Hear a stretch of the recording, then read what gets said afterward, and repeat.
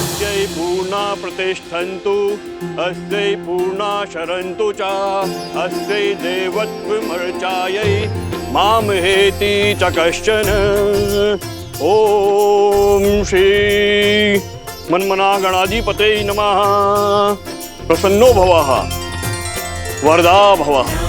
सिया राम जय जय राम, राम सिया राम जय जय राम। महारानी सीता की मूर्ति स्थापना संपूर्ण हुई। सियावर रामचंद्र की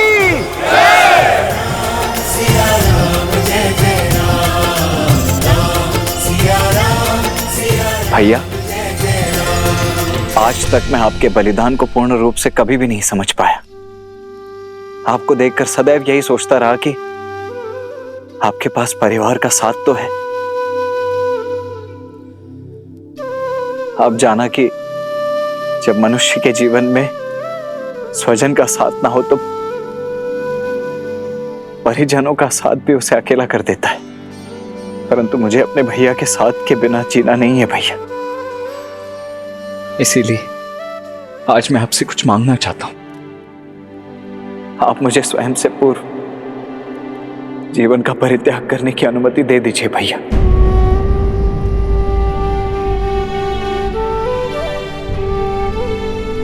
लक्ष्मण,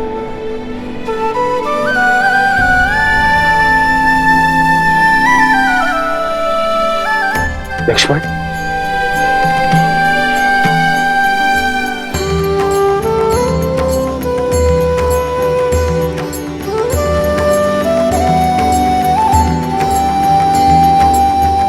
लक्ष्मण, त्याग और सेवा की पराकाष्ठा पार की है तुमने मेरे भाई।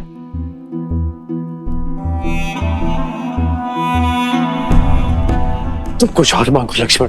कुछ और मांगने के लिए है ही नहीं भैया। मुझे ज्ञात है आपको मेरी ये मांग, मेरा स्वार्थ, मेरा हट प्रतीत हो रहा होगा, परंतु मैं क्या करूं भैया। मैं आपके बिना जीने की कल्पना भी नहीं कर सकता। मेरे अंदर उतना साहस ही नहीं है। मेरी बस यही एक इच्छा है और यही एक मांग है। आप बस मेरी इस इच्छा को पूरी कर दीजिए। हो रघुकुल रीत सदा चली आई, प्राण जाए पर वचन न जाई। धन्यवाद भैया, कोटि कोटि धन्यवाद।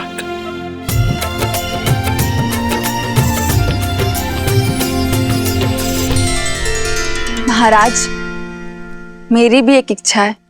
मेरे मन में सदा ये भय बना रहता है कि कहीं अपने सुख में अपने दीदी का त्याग और दुख को बिसरा ना बैठूं। इसलिए वनवास में पहने गए उनके वस्त्र को मैं अपने पूजा स्थल पर रखकर उनकी पूजा करना चाहती हूँ। वो वस्त्र देने की कृपा करें।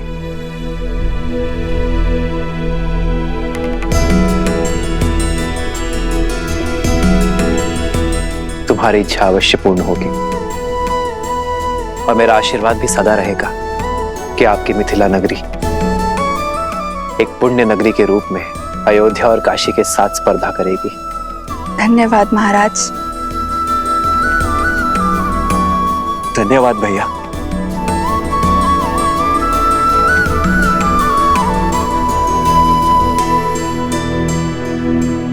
धन्यवाद मेरा नहीं, उस मिथिला का करो शत्रुघ्न, जिससे अयोध्या को ये 4 अनमोल रत्न मिले।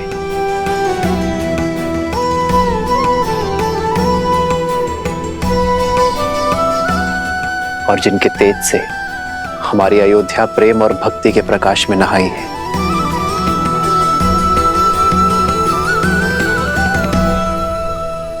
शीघ्र चलो कोश, समय बीता जा रहा है।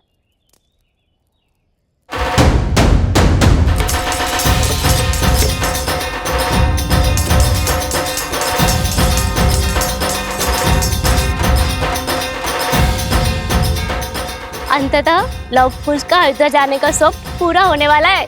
बजाओ। ठीक है, किंतु ये बैलगाड़ी क्यों ले आए? तुम्हारे लिए। भला ऐसे थोड़ी जाने देंगे हम राजकुमारों को।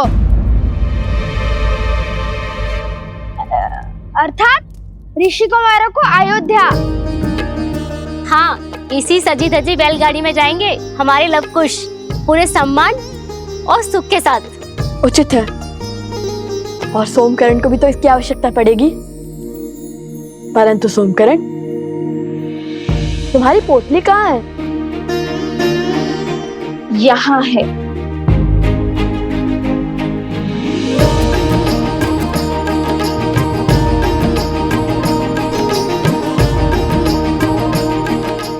एक सोमकरण के लिए 3-3 पोटलियां।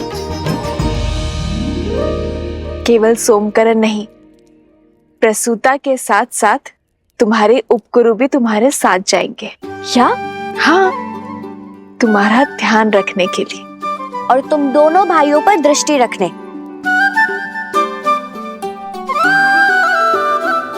कहाँ है कुश? ओहो कुशब, आ भी जाओ। देखो हमारे साथ चलने के लिए कितने यात्री सज्ज हो गए।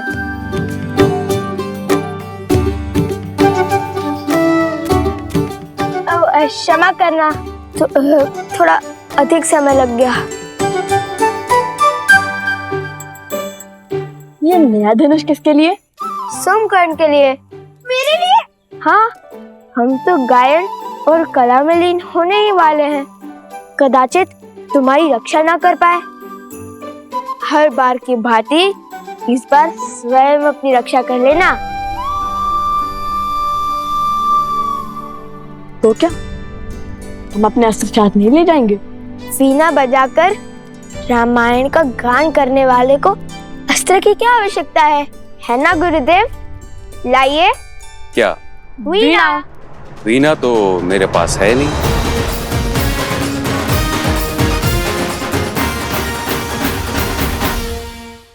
क्या हुआ? मुख क्यों उतार लिए? यदि भगवान वाल्मीकि तुम्हें रिक्त हाथ अयोध्या भेज रहे हैं तो इसके पीछे कोई ना कोई कारण अवश्य है। पुत्रों, अपने मन में विश्वास लेकर आगे बढ़ो। मुझे पूर्ण विश्वास है कि तुम दोनों मिथिला की भांति अयोध्या जाकर सबका हृदय जीत लोगे। और हाँ, इस बार गरिमा की सीमा मत लांघना। मैं प्रसूता से क्षण क्षण का समाचार लेती रहूंगी। वीणा तो मेरी नहीं, किंतु उनकी सुरक्षा का दायित्व मिल गया। तुम्हारी ध्वनि यहाँ तक आ रही है। चलो, तुम्हारे प्रश्न का उत्तर मार्ग में देती हूँ।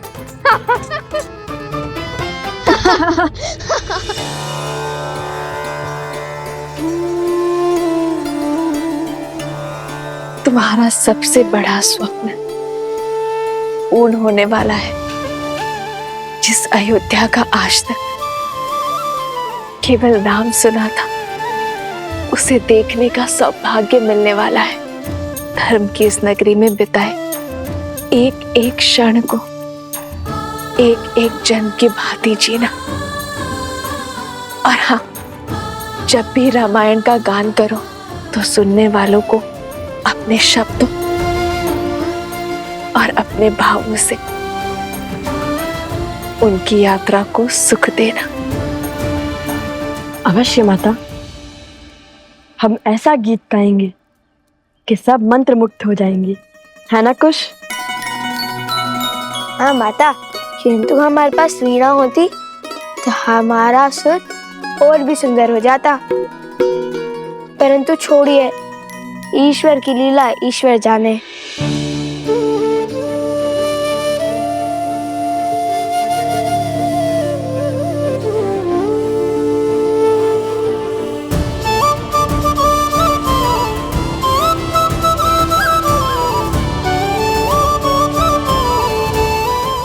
आज्ञा दीजिए माता। यशस्वी बाबा पुत्र।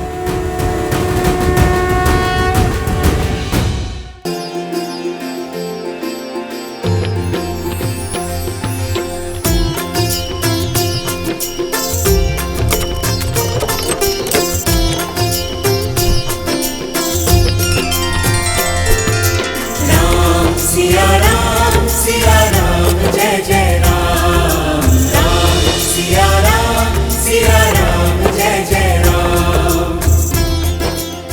श्री राम, आज आपके पुत्र अपने घर में,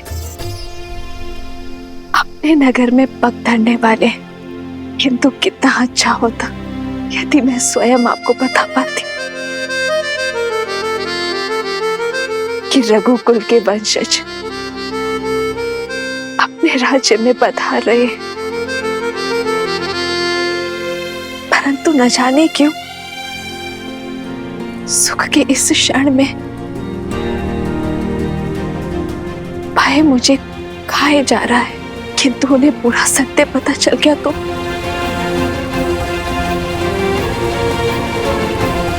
बस उनके कोमल हृदय को सत्य का घातक आघात न लगे।